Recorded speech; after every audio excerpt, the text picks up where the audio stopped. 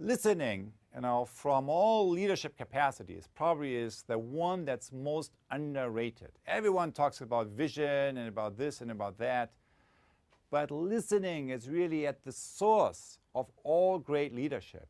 Whenever I see leadership failures, and these days we have many occasions to do that, very often at the source of leadership failure is what? It's lack of listening.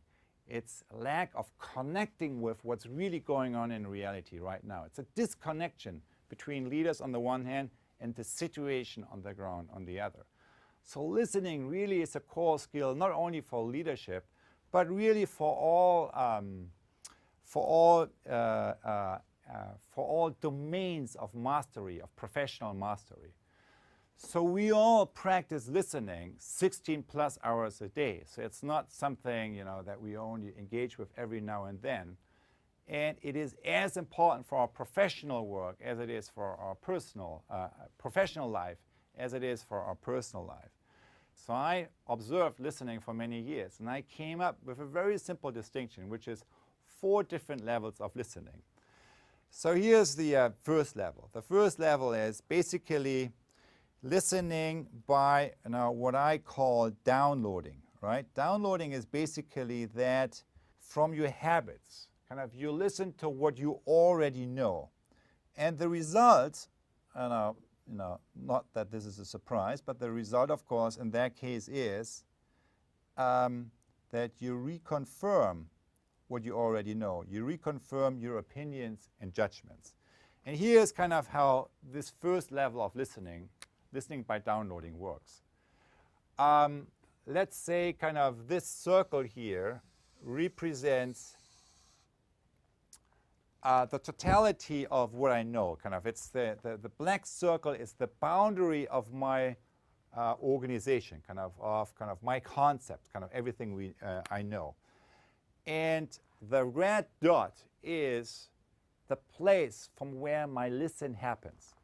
So when I listen from the center of my own prison, what is it that I recognize? What is it that I'm listening to? I pay attention to what I already know. It's like projecting my own slides on the wall. So I'm in a closed room, all the windows are closed, all the curtains are down, and everything I see is limited to what I am projecting, my own concepts, my own slides, what I am projecting onto the wall.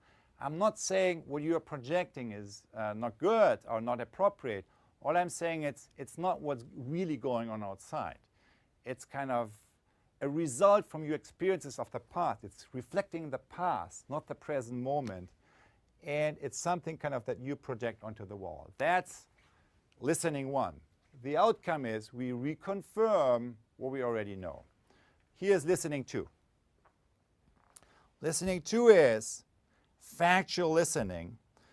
And the essence of factual listening is that we notice what's different, right? We are noticing differences. We access the open mind. And the outcome is that we, notice disconfirming data. We notice what is actually different from what I expected to see. Charles Darwin was known to always have a notepad on him where he would write down observations that contradicted his theory, because he knew exactly what our mind is doing. When we notice something that doesn't fit our theory, is in contradiction with that, our mind is over time getting rid of everything that's not confirming what we expect to see. So, but he knew that disconfirming data is actually the source of innovation. So that's why he wrote that down, and it helped him to evolve his own theory. So here's what factual listening is. It's, you get up, you go to the window, you open the curtain, and you actually look what's going on outside. You watch what's going on outside. That's factual listening. Now that's, what we train in all good science is, notice disconfirming data. But for all of you, for all of us who deal with complex social change processes, this is not good enough. There are two additional sources of listening that are very critical and that need now our skills in intentional skill development.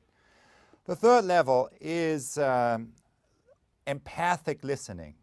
It's listening with an open heart as an organ of perception, which leads to seeing the situation through the eyes of another, and which also leads to to an emotional connection kind of to the other person that's not going away very quickly. So empathic listening is allowing you to to connect with the experience kind of another person. And when I asked a cognitive psychologist, what really is happening here when you access this deeper way of operating, she said, listening begins to happen from the field or from the other person that you are connecting with. So this is what happens. Your listening begins to happen from the place from where that other person is speaking from, articulating from. That's listening 3. Now, so far, I haven't said anything new. Kind of all of that is well known. That doesn't mean that we do it, but it's all of that is well known.